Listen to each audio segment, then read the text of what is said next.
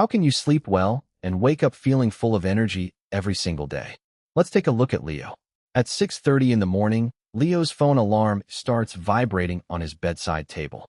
He reaches out, turns it off, and immediately pulls the blanket back over himself. He barely has the energy to get out of bed.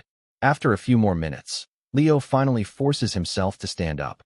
He walks into the kitchen, still half asleep, and grabs a large energy drink to help him wake up. Then, instead of getting some fresh air or moving his body, he sits at the kitchen counter and starts scrolling through his phone. A few minutes later, he opens his laptop and starts working from home. Leo spends almost the entire day sitting in the same chair. Hour after hour, he stays in front of his computer. His posture becomes more and more slouched. He drinks another energy drink, eats a few snacks, and barely moves. By the afternoon, Leo is exhausted. But instead of going outside or doing some physical activity, he closes his laptop and sits down in his favorite gaming chair. He turns on the television, grabs a controller, and starts playing video games. A few hours later, something predictable happens. Leo falls asleep in his gaming chair. He wakes up around 9 at night. Now he is no longer sleepy. In fact, he has no energy to do anything productive, but he is wide awake. So Leo goes to the kitchen, opens the refrigerator, grabs a sugary snack, and spends the rest of the evening scrolling through his phone. Eventually, he goes to bed around midnight. But now there is a problem.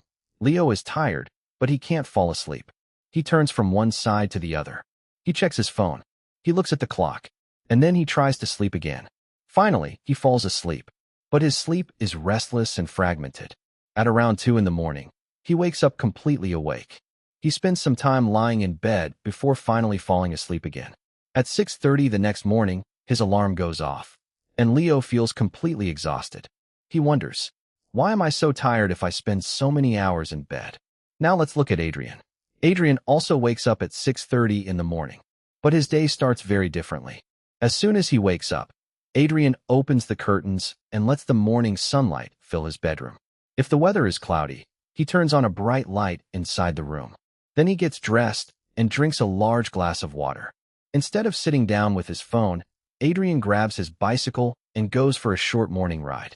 He doesn't need to exercise for hours. Even a short period of movement is enough to get his body active and ready for the day. When he comes back home, Adrian prepares a simple breakfast with yogurt, fruit, and whole grains. Then he gets ready for work. Throughout the day, Adrian stays focused and productive. He works in a bright environment and makes sure to take short breaks whenever possible. He also spends some time outside during the day, exposing himself to natural daylight. When Adrian finishes work, he doesn't immediately sit down in front of a screen. Instead, he takes a relaxed walk outside. Adrian makes sure to move his body every day. In the morning, he rides his bicycle. During the afternoon, he walks outside.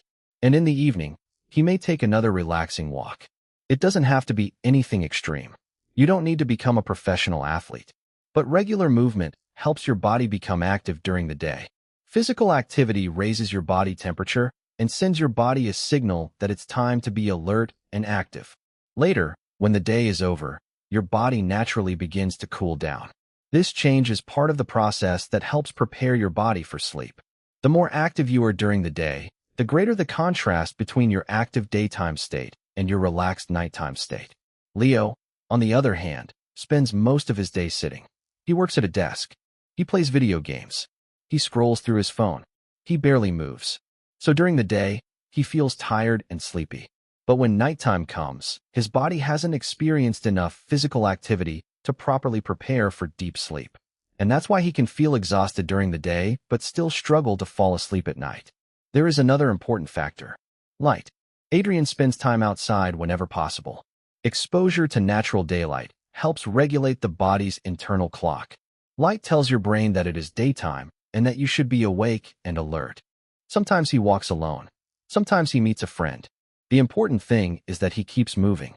After returning home, Adrian prepares a simple dinner and takes some time to relax. If he feels tired, he may take a short rest of around 15 minutes. But he doesn't sleep for hours in the evening. Later, he leaves his smartphone on a charging station outside his bedroom. This way, his phone isn't waiting for him next to his bed. Before going to sleep, Adrian sits down and reads a physical book. No endless scrolling. No bright screens.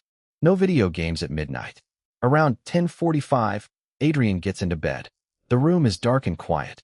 And because his body and brain have been properly prepared for sleep throughout the day, he falls asleep naturally. The next morning, Adrian wakes up at 6:30, and he feels refreshed and ready to start another day. So how is it possible that Adrian can sleep for fewer hours and still feel more energetic than Leo? Isn't it true that the more hours you sleep, the more energy you should have? Not necessarily.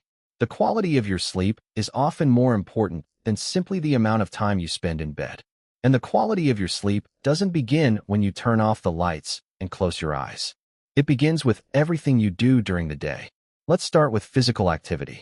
As the evening arrives and the environment becomes darker, your body begins preparing for sleep.